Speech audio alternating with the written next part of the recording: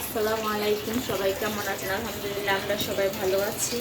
প্রতিদিনের মতো আজকে নতুন একটা ভিডিও শুরু করলাম। আজকের ভিডিওটা আজকে তৃতীয় দিন আমি এক কুইন্টাল শাক রেখেছি। গতকালকে শাক খেয়েছিলাম, পাইনি। আজকে দেখি বাসার সামনে খুব সুন্দর পুঁই শাকগুলো নিয়ে আসছে, জাংলা পুঁই শাক। এগুলো আমি কেটে আজকে রান্না করব, শাক ভাজি করবো। মাংস খেতে খেতে দুদিন ধরে মোটা একদম হয়ে গেছে। আজকে একটু কলিজা ভুনা করব, গরু কলিজা, আর এই শাকটা ভাজি করব। এখন শাকগুলো আমি কেটে নিচ্ছি। আমি প্রথমে এই শাকগুলো কেটে নিব, পরে এই যে ডাটাগুলো কাটবো, কারণ ডাটাগুলো আলাদা একটা ভাপ দিয়ে দিব। আর শাকগুলো দেখে দেখে নিতে হচ্ছে। দুপুরে রান্না করার জন্য যে এখানে পুঁই শাকটা কেটে নিয়েছি, পেঁয়াজ রসুন, আর এখানে যে কোরবানি ঈদে গরুর কলিজা ফ্যাপসা, এটি একসাথে ভালো করে পরিষ্কার করে দিয়ে নিয়েছি। এখন একটু হলুদের গুঁড়া দিয়ে একটা ভাপ দিয়ে নিব।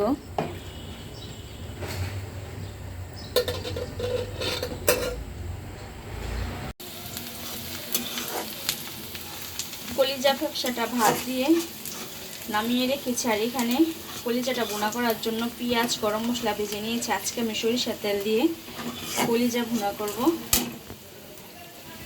এখানে একটু পানি দিয়ে দিব।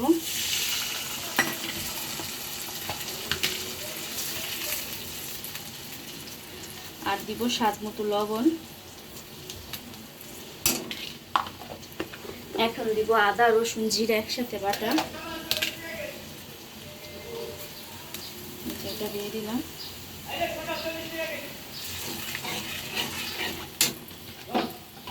এখন সব গুঁড়া মশলাগুলো দিয়ে দিব। মরিচের গুঁড়া একটু বেশি দিলাম, 1 চামচের। মাংস খেতে খেতে দুদিন আর ভালো লাগে না। আজকেও ভাবছিলাম যে রান্না করব না, তখন আপু বলতেছে কলিজাটা ফ্রিজে রাখলে পরে খাওয়া যায় না, এটাই আজকে রান্না করে ফেলো। তাই কলিজাটা নামিয়ে নিয়েছি। কথা বলতে বলতে এখানে ধনে গুঁড়া দিয়ে দিলাম। এখন দিব হলুদের গুঁড়া, আর এখন দিব গরম মশলার গুঁড়া। আমি আস্ত গরম মশলা দিয়েছি এখানে হাফ টেবিল চামচ গরম মশলা দিয়ে দিলাম। গরম মশলার গুঁড়া এখন ভালো করে মশলাটা কষিয়ে নিব। আমি এখানে মশলাটা ভালো করে কষিয়ে নিয়েছি। আর পাশের চুলায় শাকের মধ্যে আলু দিব, পুঁই শাক ভাজি করব। আলুটা আমি সিদ্ধ বসিয়েছি। এখন আমি এই যে কলিজা ফ্যাপসা মিক্স যেটা, এটা দিয়ে দিব।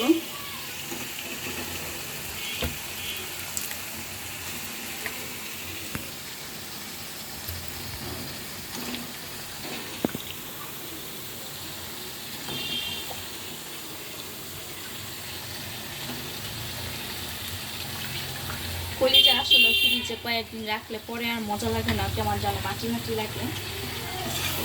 ফ্রেশ রান্না করে খেলে মজা লাগে।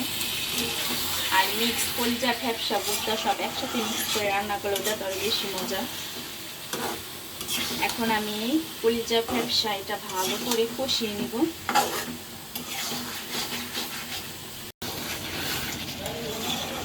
কলিজা ফ্যাপসাটা ভালো করে কষিয়ে নিয়েছি। এখন অল্প করে পানি দিয়ে দিব। আমি মাখা মাখা করে ঝোল রাখবো, মানে ভুনা করব। আর পাশের চুলায় যে শাকটা একটু ভাপ দিয়ে দিচ্ছি। আমি নামানোর আগে একটু ভাজা জিরা গুঁড়া দিব। আর বাইরে কিন্তু বৃষ্টি হচ্ছে, দেখেন এত রোদ ছিল, সকাল থেকে প্রচন্ড রোদ ছিল, হঠাৎ করে চুপচুপ করে বৃষ্টি পড়লো কিছুক্ষণ।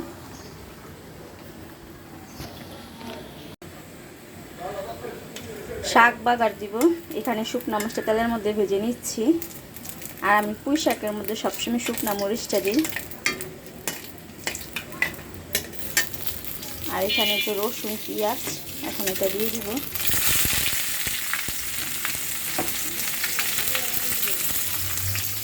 আর এই যে পাশের চুলা, এটা হচ্ছে